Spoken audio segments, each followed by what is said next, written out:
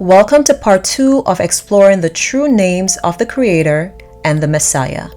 In the last video, which was part 1, we reviewed the history of the letter J, which showed serious credibility issues and an overall impossibility of the names Jehovah and Jesus being the names of the Creator and His Son. Here in part 2, we will break down the Hebrew names of the Creator and the Messiah and further rule out other incorrect names which were given to them in the process.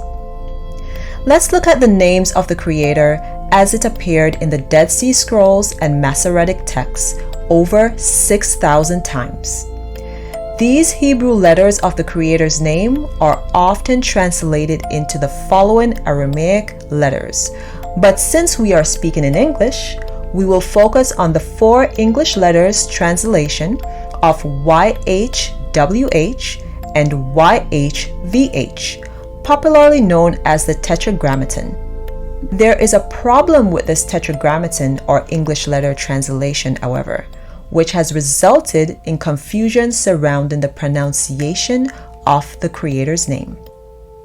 Now, we know that the Creator is not an Elohim of confusion per 1 Corinthians, which states, "For Elohim is not the author of confusion, but of peace, as in all gatherings of the saints."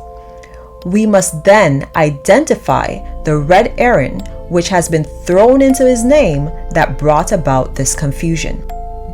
In order to do this, we will begin by comparing the Hebrew letters of the Creator's name to the ancient Hebrew Pictograph, which is the original Hebrew alphabet. We will also look at its English letter translation. Now, the ancient Hebrew Pictograph, like all languages which develop over time, has an early, middle, and late development in its writings. The meaning of the Hebrew letters and their pronunciation remain the same, however. For my channel and this video, I have chosen to use the middle written language development of the ancient Hebrew Pictograph. Please feel free to do your own research and comparison using any written language development of the ancient Hebrew Pictograph with the English translated letters of the tetragrammaton after this video. Another important thing to note is that unlike the English language, which reads from left to right, in Hebrew, they read from right to left. This is similar to the Aramaic language, which also reads from right to left. With that said, when reading the letters of the Creator's name, we will be reading from right to left. Got it? Okay, let's begin. Now, according to the Hebrew alphabet chart obtained from the Ancient Hebrew Research Center, the first Hebrew letter of the Creator's name is called Yad or Yud, which is an arm and closed hand, meaning hand, work, throw, worship. Yes, some of these letters have multiple word meanings, and you would determine the full meaning of their sentences by considering the context of the entire Hebrew letters put together. Now back to the translation. This Hebrew letter translates to the Y sound of the English letter Ye, as in the word yes. This is how we get the first letter of the tetragrammaton Y. Next, the second Hebrew letter in the Creator's name is called He, which is a man with arms raised, meaning to look, reveal, breathe, sigh. This Hebrew letter translates to the H sound of the English letter Ha. It gives off the breathing sound just like the meaning of the letter. It also gives that sound because it is a guttural consonant. This forms the second letter of the tetragrammaton H. When the first 2 English letters of the Creator's name, or the tetragrammaton YH, is pronounced together, you get the pronunciation Yah, as in Alleluia, with a Y, not a J, which is the Hebrew word for praise Yah. Some persons think it should be pronounced Yeh, but that removes the original A sound of the letter H as a guttural consonant and further removes the breathing sound of A, which is also associated with its meaning. If the pronunciation was yea, then the undisputed Hebrew word hallelujah would need to become hallelujah. You see what I mean? So yea cannot be the correct pronunciation of these two letters combined because this pronunciation creates inconsistency in the H letter sound. That would therefore rule out the incorrect name of Yahuah as well as the incorrect names of Yeshua and Jesus for the Messiah, since the first two letters in the Messiah's name are the same as the first two letters in the Creator's name. Now, with it determined that the first two letters YH are pronounced Ya, when pronounced together, let's move on to the third Hebrew letter. The third Hebrew letter in the Creator's name is called Waw or Vav, which is a tent peg, meaning add, secure, hook. This Hebrew letter translates to the U sound of the English letter, consistent with the U in the Hebrew word ruach. Thus, the third letter of the tetragrammaton should be a U and not a W. Some may argue that the U sound also sounds like a W sound, so the W is acceptable. If that is the case, why isn't the word ruach translated from Hebrew as ruach spelled with a W? Why isn't the W used in place of the letter U in other Hebrew word translations? Where is the consistency? Let me stress that there was no existing letter W or W sound translation from the Hebrew alphabet to the Old English alphabet or ancient Latin alphabet if you study the history of the letter W. Per Etymon Line, which Oxford University has stated is an excellent tool for those seeking the original of words, the letter W evolved from the letter U in the 8th century, which calculates to between 701 to 800 AD, meaning after the death of the Messiah. The letter U, before it evolved into the letter W, had a U sound it took from the letter V, which it evolved from, as the letter V also carried a U sound at the time. Hence, just like the letter J and its sound, the letter W and its current sound did not exist during the time of ancient Hebrew. Some may say it should then be a V because before the letter U was a U, it was a V. That is a valid point. On the other hand, this would add further confusion in pronunciation since the pronunciation of the letter V has evolved from its original U sound to a V sound. Let me explain. The original U sound of the letter V existed during the time of ancient Hebrew, but the sound of the letter V has since evolved to a V sound, which leaves the letter U as the only authentic and original sound for this Hebrew letter translation.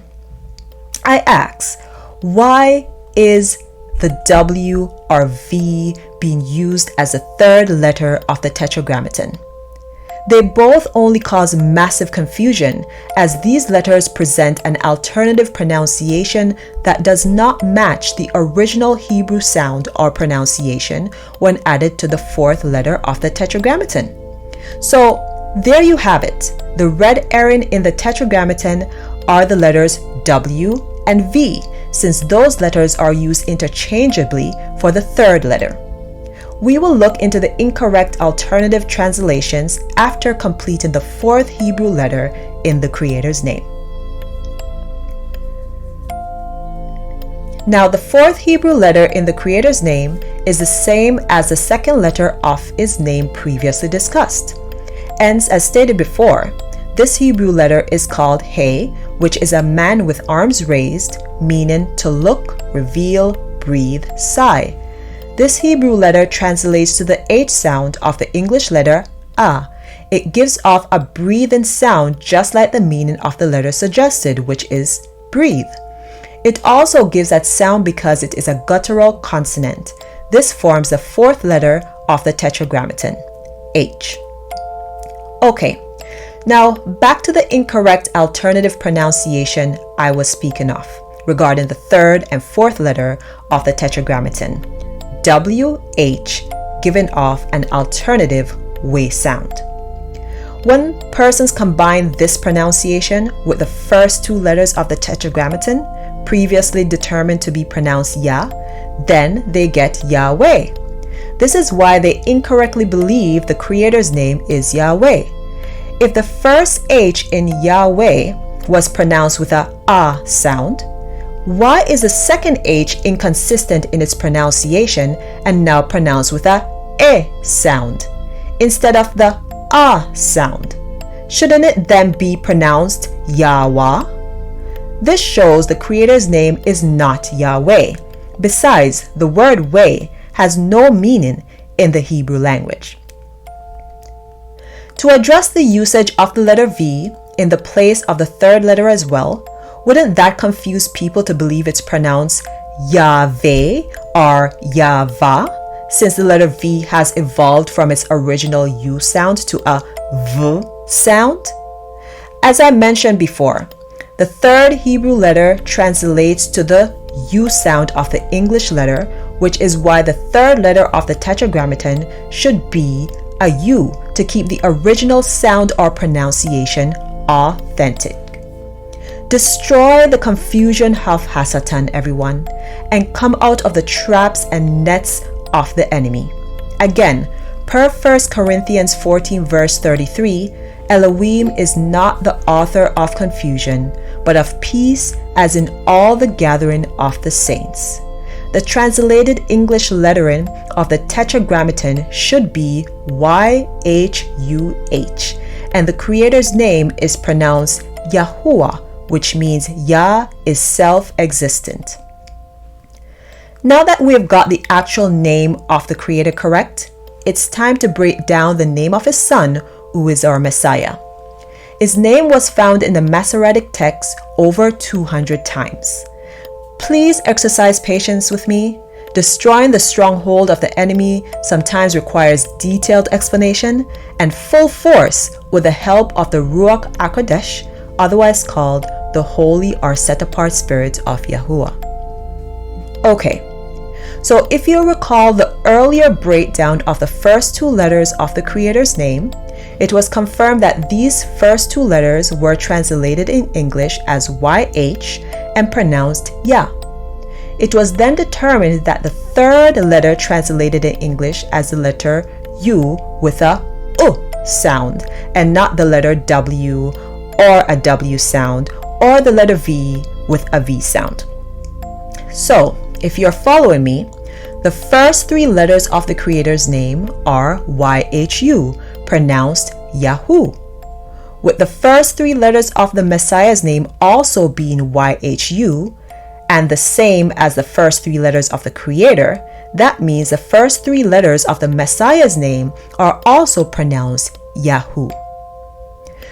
Let's move on to the fourth Hebrew letter of the Messiah's name, called Shin, which are two front teeth, meaning sharp, press, eat, consume.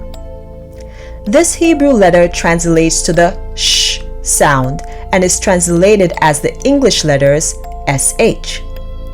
As for the fifth Hebrew letter in the Messiah's name, this is called Han or Ayin, which is an I, meaning see, watch, know, shade.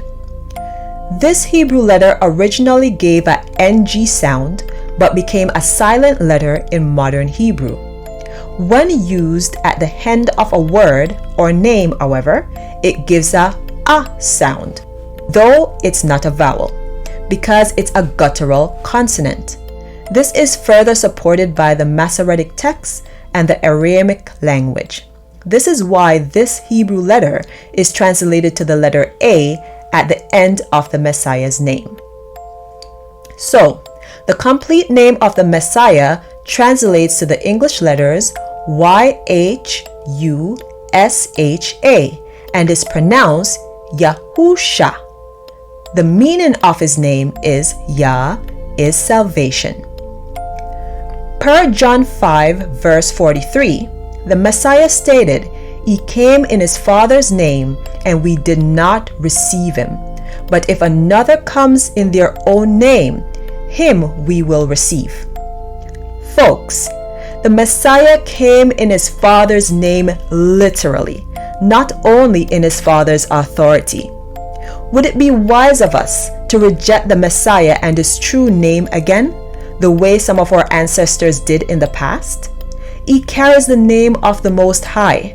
Wouldn't rejecting the true name of the Messiah, which carries the name of the Most High, also equate to rejecting the name of the Most High and thus the Most High himself? Per John 14 verse 6, the Messiah stated, "He is the way, the truth, and the life, and that no one can go unto the Father except through him."